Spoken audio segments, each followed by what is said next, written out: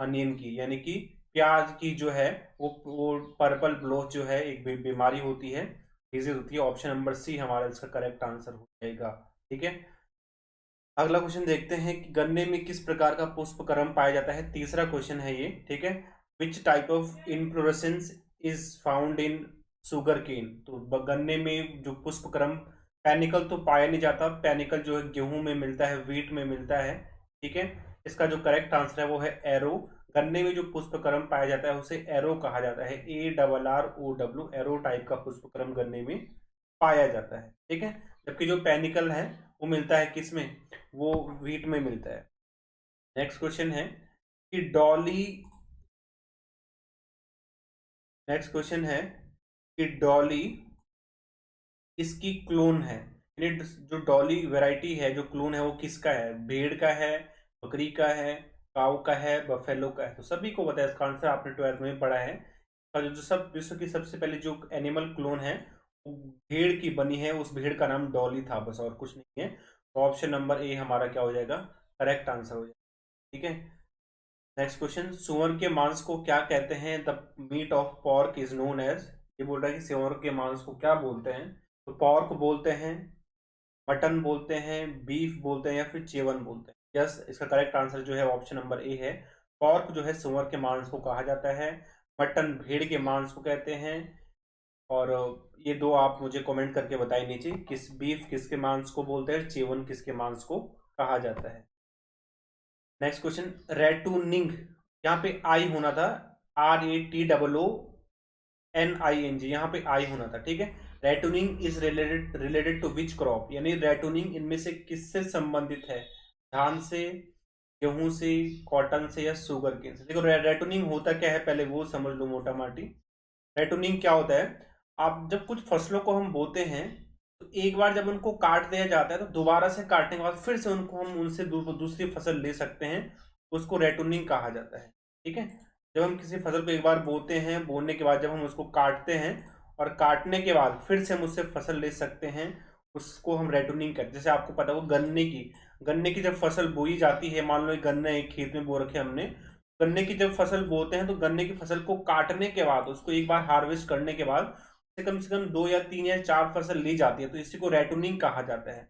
इनमें से किसकी फसल को एक बार बोने से 3-4 फसल हम ले सकते हैं। तो इसका जो करेक्ट आंसर है, जी हाँ आप सही सोच रहे हैं, ऑप्शन नंबर ए हमारा करेक्ट आंसर हो जाएगा, शुगर केन यानी गन्ना।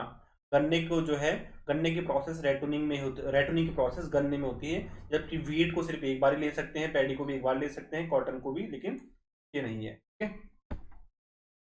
नेक्स्ट है कि which of the following is a cash crop. निम्न में से कौन सी एक नकदी फसल है, मूंगफली, गेहूं, मक्का या चना में से कौन सी कैश क्रॉप है। तो इसका जो करेक्ट आंसर है वो है ए, ग्राउंड नट, यानी कि मूंगफली एक कैश क्रॉप होती है। इससे जो किसान होते हैं पूरी की पूरी फसल को दे देते हैं, कुछ भी अपने पास शेष रखते नहीं है, बाजार में बेच देते हैं।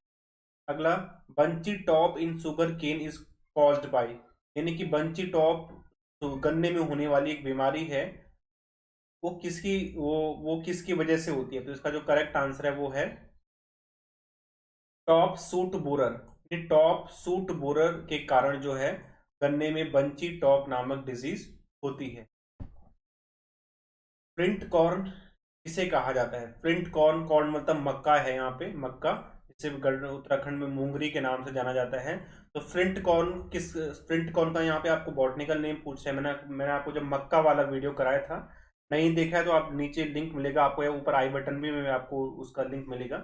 जब मैंने आपको मक्का वाले वीडियो कराया था तो उसमें बताया था आपको कि मक्के की जो मेज की कई सारी वेराइटीज हैं, कुछ हम पॉपकॉर्न के लिए यूज करते हैं, कुछ फ्लिंट कॉर्न होता है, कुछ अलग अलग कॉर्न होता है, कुछ स्वीट कॉर्न होता है। तो इसका जो फ्लिंट कॉर्न है वो है इंडूराटा, ए होना था यहाँ पे, इंडूराटा। क्या है इसका बॉटनिकल नेम, जिया मेज इंडूराटा। जिया, वो रिया नहीं बोला मैंने, जो आजकल केस चल रहा है जिया बोला, जिया मेज इंडोराटा ये है, ये एक फ्लिंट कॉर्न है, ऑप्शन नंबर बी। ठीक है, जबकि ऑप्शन नंबर ए जिया मेज इंडेंटाटा ये एक डेंट क्रॉप होती है। और इवर्टा, जिया मेज इवर्टा जो है एक, ये पॉपकॉर्न की फेमस वैरायटी है। ठीक है, ये पॉपकॉर्न के लिए यूज की जाती है जिया मेज इवर्टा। जिया मेज इंडोराटा यहाँ पे फ्लिंट कॉर्न है, और जिया मेज इंडेटा एक वैरायटी है। Indian institute of horticulture is located in dash. भारतीय बागवानी संस्थान कहाँ पे स्थित है? दिल्ली में, मुंबई में, बेंगलोर में। करेक्ट आंसर इसका बेंगलुरु में है। कहाँ पे है? बेंगलोर में जो है Indian institute of horticulture situated है। नेक्स्ट क्वेश्चन, केले में कौन सा इन्फ्लोरेसेंस पाया जाता है? केले में पाया जाने वाला पुष्पक्रम क्या है? एक ना एक क्वेश्चन पुष्पक्रम से जरूर आएगा, तो जरूर पढ़ के जाएं। तो एरो तो होता, एरो मैंने बताया था आपको कि एरो जो है वो शुगर केन में किस में मिलता है? शुगर केन में मिलता है एरो वाला पुष्पक्रम। पेनिकल वीट में मिलता है। तो स्पेडिक्स कौन सा? स्पेडिक्स टाइप का पुष्पक्रम जो है वो गन्ने में पाया जाता है। ऑप्शन नंबर सी हमारा करेक्ट आंसर हो जाएगा। नेक्स्ट क्वेश्चन, वायरोचोला आइसोक्रेट्स एक कीट होता है, वो इनमें से किससे संबंधित है? वायरोचोला आइसोक्रेट्स एक बटरफ्लाई है, ठीक है, बटरफ्लाई का नाम है वायरोचोला आइसोक्रेट। वो किससे संबंधित है? मैंगो से, एप्पल से, अनार से, काजू से। जो करेक्ट आंसर है वो है ऑप्शन नंबर सी। कौन सा है? ऑप्शन नंबर सी, वायरोचोला आइसोक्रेट्स एक अनार का एक पेस्ट है, अनार का एक इंसेक्ट है, यानी अनार की फसल को जो है थोड़ा खराब करता है। एक बटरफ्लाई है, एक तितली है ये, ठीक है। ऑप्शन नंबर सी हमारा करेक्ट आंसर हो जाएगा। नेक्स्ट क्वेश्चन की central institute of fresh water aquaculture CIFWA is located in at. मीठे पानी के लिए एक्वाकल्चर का केंद्रीय संस्थान कहाँ पे स्थित है? उड़ीसा में, वेस्ट बंगाल में, चेन्नई में, देहरादून में। देहरादून में तो है नहीं, चेन्नई में है नहीं, वेस्ट बंगाल में भी है नहीं। करेक्ट आंसर इसका उड़ीसा है। Central institute of fresh water aquaculture, इसे शॉर्ट में ICIFWA कहते हैं।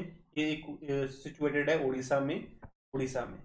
और आज के लिए आपके लिए HW, ये क्वेश्चन आपके लिए HW, आप मुझे इसका आंसर कमेंट करके बताएंगे कि भारत में पहला कृषि विश्वविद्यालय स्थापित कहाँ किया गया था? First agricultural university in India establish at, कहाँ पे? दिल्ली में, पंतनगर में, हिसार में या लखनऊ में?